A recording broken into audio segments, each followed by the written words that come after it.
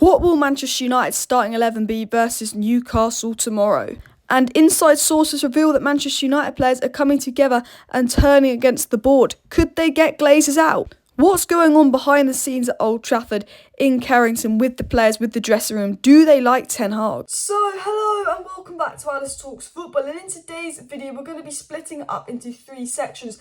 The first section of today's video, we're going to be looking into the Manchester United versus Newcastle game, the team news, the rumoured lineup that Man United is going to play tomorrow, the rumoured lineup Ten Hag is going to use, who's injured, looking into that game in the first section. The second section, we're going to be looking into David Ornstein's story about certain United players coming together, turning on the Manchester United board, backing Ten Hag, rallying behind Ten Hag, and sort of the behind the scenes of Manchester United. And the third story will link to the second story about, again, the impact of CASEMIRO and the really good things going on behind the scenes at United regarding Ten Hag, the squad improvement, and obviously, again, linking it to, obviously, players turning on the Glazers. So make sure you smash that like button, and of course subscribe down below if you're new, by the way, guys, because I will be live tonight at 8:45 p.m. Got lots of transfer news to get into tonight.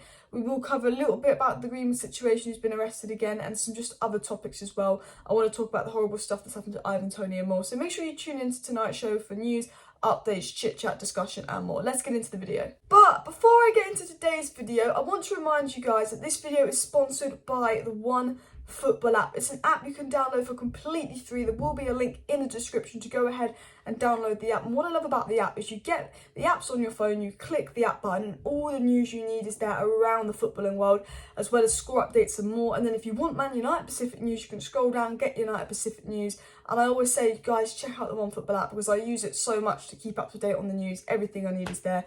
Probably the best football app out there, in my opinion. But let's go and dive into the video. Link in the description, completely free to get it.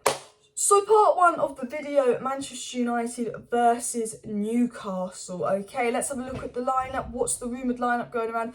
Who's going to play? Well, we know confirmed David De Gea will start. It will be his 500th appearance, and it's, you know, everyone knows De Gea is going to play and Delo is going to be playing at right back as well. It seems that Luke Shaw will be keeping his place at left back, and Martinez and Lindelof are rumoured to play again together. However, there are rumours that Rafael Varane could start ahead of Lindelof, but there's questions over his fitness, and I don't think Ten Hag wants to take a risk in rushing Varane back. I think he wants to save Varane for Chelsea and Tottenham games, from what I'm hearing. Casemiro will keep his place because he's been absolutely excellent. Of course, Christian Eriksen's going to come back into the team. He was well rested at the week. And then a lot of questions are, is it going to be Bruno? Is it maybe going to be MURTOUGH? Or is it maybe going to be Fred? Could we see Casemiro and MURTOUGH and Eriksen play more advanced? Are we going to see, you know, what are we going to see? Because MURTOUGH's been decent, Fred had a decent game, Bruno hasn't been quite at it yet. Is Ten Hag going to drop Bruno? And in all honesty, I think it's going to be Casemiro, Eriksen and Bruno, because Ten Hag doesn't like to make many changes. We've seen that from Ten Hag. He's not big on making loads of changes. He seems to be liking Bruno, and he doesn't seem to be playing Eriksen on that more advanced role. I think there's potential for Casemiro, MURTOUGH and Bruno, or Casemiro, MURTOUGH and Eriksen, but I think it's going to be Casemiro, Eriksen and Bruno, with Anthony on the right-hand side, Rashford on the left-hand side. And I've been told that Martial could be starting up front if he passes a fitness test today. If not, it will be Ronaldo. But Martial is rumoured to be back, but that, again, is not confirmed. So this is what of the rumoured lineup going around for tomorrow's game against Newcastle. Strong lineup, not many changes. Obviously, we did well against Everton, so I can see why there's not going to be basically any changes anyway. But let me know your thoughts on this lineup, and let me know in the chat, how would you line up? I still want to see Sancho given a go in the 10. I like Varane to come back in if he is fit. You know, but I'd be pretty happy with that lineup myself. So let's get into part two of the video, and this is something I spoke a little bit about in last night's live stream, but I didn't get into it quite far into the live stream, so I really want to do a video just giving this topic the attention it deserves, because David Ornstein went on the overlap and he said some really key things surrounding United players, what's going on behind the scenes, the dressing room. And I've always said I'm fed up with leaks coming out from journalists that are desperate for clicks, saying Ronaldo's had a fight with this player, so-and-so's had a fight with this player, this, that. Man United players don't like Ten Hag, Man United players turning on Ten Hag, Man United beef. And you know what, it absolutely makes me fed up. Because I'll be honest, Ronaldo wanted to leave United, he didn't get his move. And I thought, you know, it would be a lot more dramatic than it was Ronaldo not getting his move. I thought there'd be a lot more problems than there were. Ronaldo's not playing, he didn't get his move, but he's not causing any problems. He's just sitting there in training, smiling, being respectful, playing, chatting around with everyone in training, got a good relationship with Ten Hag. And the media hate it because they can't write some stories about Ronaldo. Everyone at Man United training loves Ronaldo. They celebrated his 700 goals. Everyone said the thing they love about Ronaldo is he doesn't act like he's better than everyone else at training. He's the type of guy that would see Dubravka on his own and be like, hey, you're right, how are you doing? You're new here. Not I'm Ronaldo. I'm not going to talk to the young players, or I'm not going to talk to the crap players. Ronaldo is very much like, I'm going to talk to everyone at Manchester United. He doesn't view himself as better than anyone. He's always there to help people.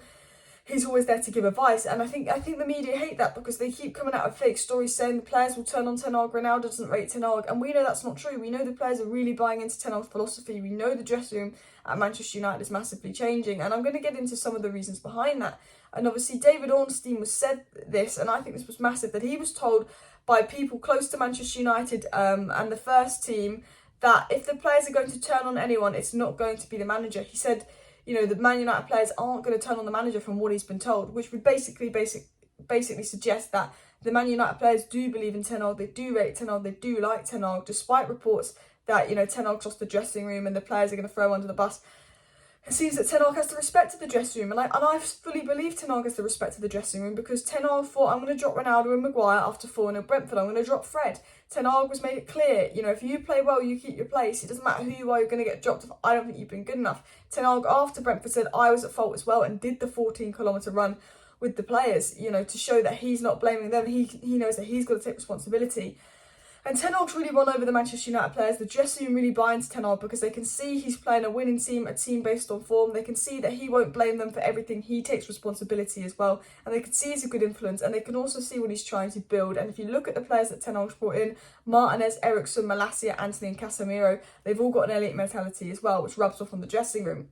And what David Ornstein followed this report up by saying is, if they're going to go above and they're going to throw executives under the bus, I don't know, but not Ten Hag.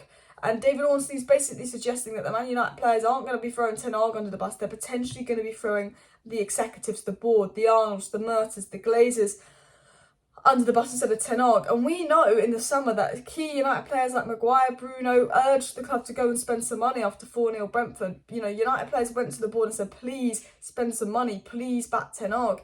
And this links up with David Ornstein's story that the players clearly back Ten Hag, and it seems that they will turn on the Manchester United board. Their negative attention is towards the Manchester United board. If they've got an issue, they're going to take it out with the United board. They're not going to turn on Erik ten Hag. And that seems to be the case. And that kind of links with the summer stories about them asking the board to spend money. I remember there was a report with the Super League where Man United players had a go at the Glazers for the Super League. Luke Shaw, Rashford, Bruno. The United players obviously do feel strongly probably about Glazers out and the board. And they're not stupid. They're like us. They want the club to do well. And I think anyone with a brain knows it doesn't matter who the manager is. The thing stopping the club doing well is those higher up. And I think it's good that David Ornstein said from what he's hearing that the players are buying into Ten Hag. They do like Ten Hag, and they more likely turn on the board than Ten Hag, which is what the club need. They need to stay with their manager. And he did follow up by saying that Ten Hag is not done in the transfer window and he will want signings in January as well. So it'll be interesting to see if Ten Hag gets those signings.